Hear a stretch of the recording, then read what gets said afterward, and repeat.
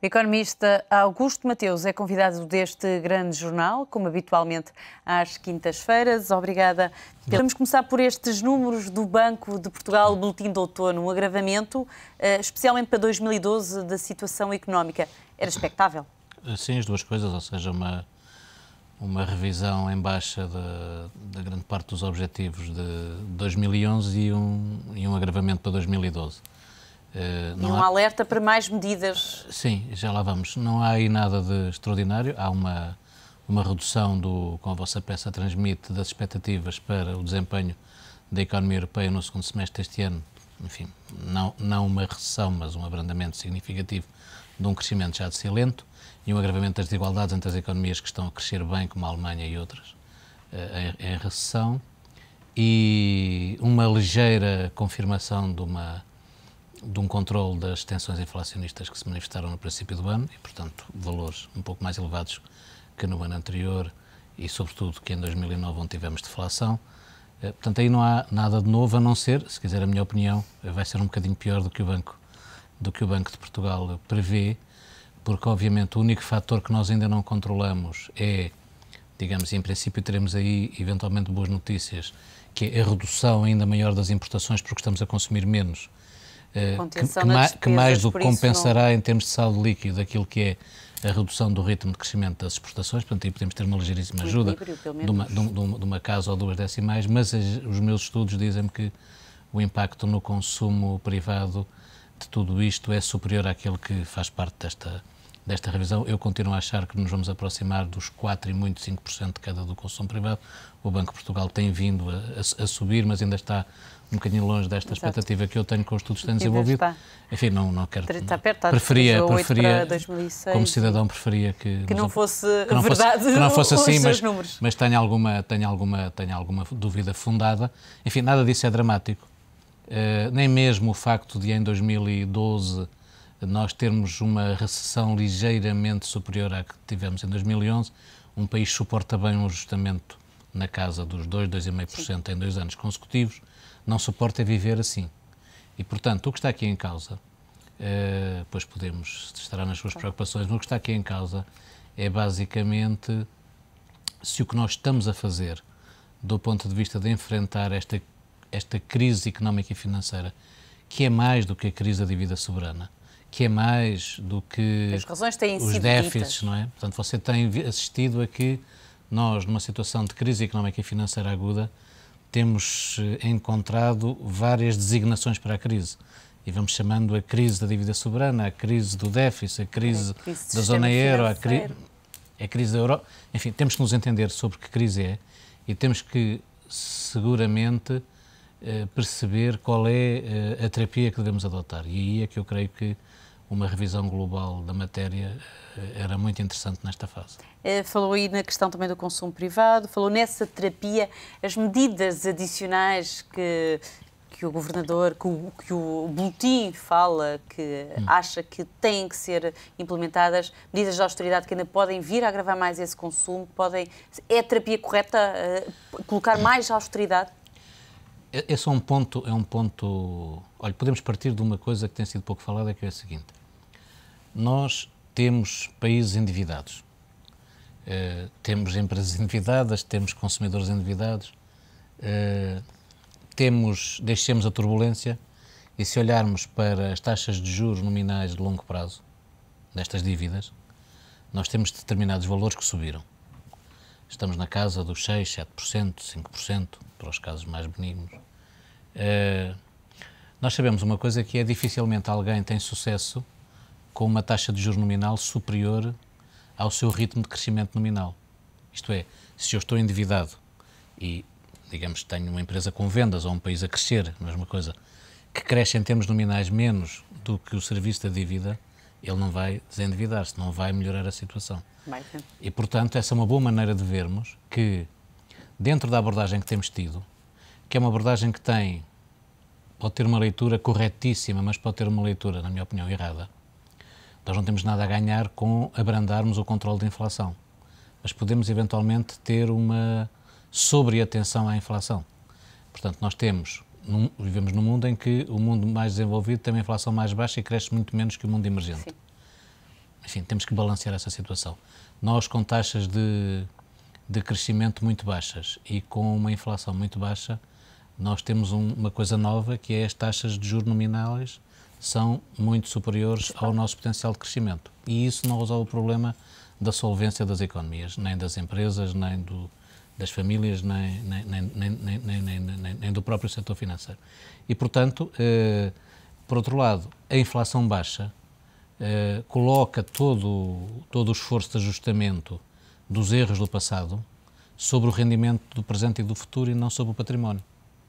E, portanto, se nós tivéssemos, digamos, um modelo de ajustamento mais adequado, em que penalizássemos o património de quem cometeu erros, nada de vingativo, enfim, apenas quem construiu um novo armazém que não serve para nada, quem construiu um estádio de futebol que não serve para nada, enfim, tem que ser penalizado. Pelo menos que sejam as pessoas certas a pagar este portanto, problema. Se fazemos o ajustamento, se por austeridade nós achamos que é apenas uma correção ao nível dos rendimentos, estamos a exigir demasiado a uma parte da sociedade. Portanto, agora, se cortarmos despesas públicas que não fazem sentido, se tomarmos as medidas de racionalização do sistema educativo, do sistema de saúde, se, digamos, reorganizarmos a nossa economia, tudo isso são fatores positivos. Portanto, aquilo que eu chamo a atenção é tempo de rever os programas. A política monetária nunca foi muito útil em situações de baixa inflação e baixa taxa de juros como a que estamos a viver, do ponto de vista de lançar o crescimento. Sim, vimos sempre Jean Claude Trichet preocupado com a inflação. Acho que foi a mensagem dele sempre controlar. E, sobretudo, essa preocupação, eu concordo que o Banco Central Europeu deva ter como uma das suas prioridades centrais o combate à inflação, não tenho nenhuma dúvida e é corretíssimo. Há quem não goste, eu gosto. Agora, eu não consigo concordar com um Banco Central Europeu e com o mandato do Banco Central Europeu que seja encurtado ao que está definido constitucionalmente na Europa, que é, por exemplo, não vejo política externa do euro. Ou seja, nós habituámos-nos a ter uma gestão de uma política monetária de base nacional. Muito corretamente, no mundo global, a Europa foi o primeiro bloco a criar uma política monetária europeia. Mas essa política monetária tem uma direção interna, tem uma dimensão interna e tem uma dimensão externa. A dimensão interna tem que ver com o valor do euro, tem que ver com uma política cambial, com a articulação. Quando se toma uma decisão sobre a taxa de juros de referência do euro, tem que se pensar também no impacto que isso tem em termos do próprio valor do euro.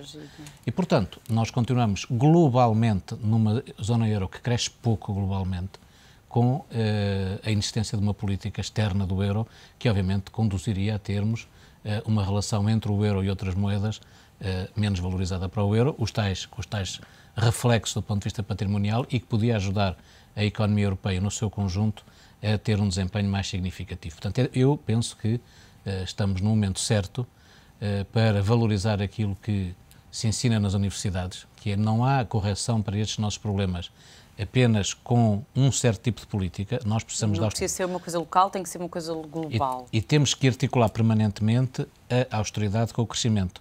Portanto, não é pensar que fazemos austeridade e depois o crescimento brota naturalmente. Daí as críticas ao governo que está a ser, passa a expressão, mais troiquista do que a troika e que não está a olhar para o crescimento. Aí não sigo, porque essas críticas são... Havia políticas de crescimento neste momento. Essa é a visão oposta do que está errado. Portanto, nós temos que juntar austeridade e crescimento. E você assiste muito a um diálogo entre os que são da austeridade e os que são do crescimento. Eu não sou daqueles que acham que temos que apostar tudo no crescimento. Há um caminho a fazer do ponto de vista da austeridade e há um caminho a fazer do ponto de vista do crescimento. As políticas económicas misturam, são como as boas terapias para certas doenças, misturam vários tipos de medicamento, misturam vários tipos de correção do desequilíbrio. E, portanto, o que está a faltar é uma política económica a sério, complexa, útil, sem ortodoxias que já provaram não ser muito eficazes e, sobretudo, que não empurrem as economias para círculos viciosos ou de crescimento ou de austeridade, mas ponham as economias em círculos virtuosos de combinação da austeridade e do crescimento. O que é isto? Corrigir o excesso de despesa das famílias, das empresas e do Estado. Há muito a fazer neste domínio. Ajustar aquilo que é o novo perfil das nossas despesas, o ciclo de vida dos produtos, das necessidades, é completamente diferente. Nós vivemos quase mais 15 anos do que vivíamos. Os últimos 15 anos da nossa vida são muito mais exigentes em termos de cuidados de saúde. Nós temos que financiar isto de maneira diferente. Quando desenhámos a nossa segurança social, tínhamos 2 pessoas a trabalhar por cada uma que saía, agora é o contrário. Portanto, estas reformas estruturais, esta articulação, é aquilo que é necessário. E estamos neste final de 2011, em Portugal e na Europa, a necessitar muito desta reflexão, porque tudo indica que, por exemplo, Portugal e Irlanda ainda não estão numa situação de círculo vicioso. Ainda se pode esperar que Portugal e Irlanda Sim, o próprio FMI tem vindo a falar possam ter este ajustamento mais recessivo, eventualmente, do que seria necessário, mas em prol do crescimento, sem como a Grécia, que parece já estar num círculo vicioso. Poucos já andam a defender a Grécia, mas com grandes soluções à vista. Falámos aqui na questão de saúde, que se calhar há alguns cortes no Orçamento do Estado, que hoje foi analisado, aflorado no Conselho de Ministros, mas que vai ser só discutido e fechado na próxima segunda-feira numa reunião extraordinária. Mas já se sabem algumas coisas novamente, também que a questão da saúde, o Orçamento da Saúde vai levar o maior corte de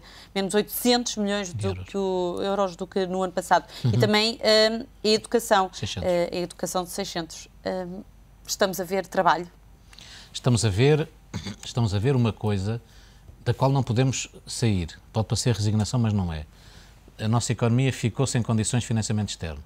Foi negociado um programa de auxílio económico e financeiro que estabelece as condições de financiamento. Nós temos esse financiamento, não temos mais.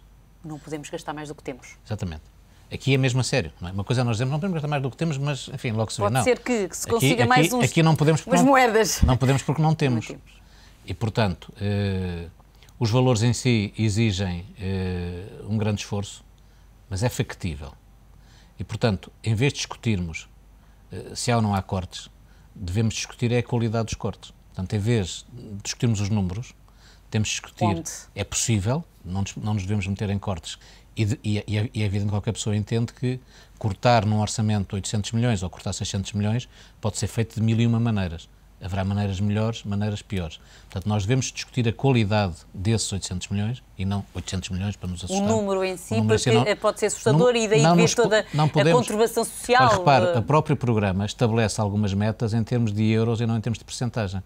Você, com os números do Banco de Portugal, com começou a conversa comigo, podia haver, se o programa tivesse sido escrito de outra maneira e não foi por uma razão clara de rigor, bom, como a economia vai decrescer, vai decrescer menos do que estava pensado, não é? Podia haver um acerto nas percentagens. Não. Portanto, é em euros.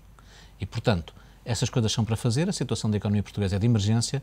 Nós temos um racionamento de meios, um racionamento de crédito. Fazer crescimento, fazer boa gestão orçamental neste contexto é bastante mais difícil do que estamos habituados e, portanto, não podemos falhar. O que é que vai acontecer? Este ano os valores vão ser alcançados ainda com medidas extraordinárias, nomeadamente com as transferências de fundos de pensões, mas é bom que a economia portuguesa cumpra os objetivos que subscreveu até com grande consenso partidário e, obviamente, a grande preocupação que nós devemos ter é estamos no tal caminho de um ajustamento que tem uma recessão e depois tem uma retoma do crescimento, outro tipo de crescimento sustentável. Essa deve ser a preocupação neste momento. E, portanto, nós temos que prestar a mesma atenção a este rigor com que cortamos 800, com que cortamos 600, doendo, em que promovemos a correção dos desequilíbrios, mas em que temos segurança na garantia de que vamos poder crescer. Se nós não tivermos essa garantia, nós podemos estar a fazer isto parcialmente em vão e seria dramático que o fizéssemos.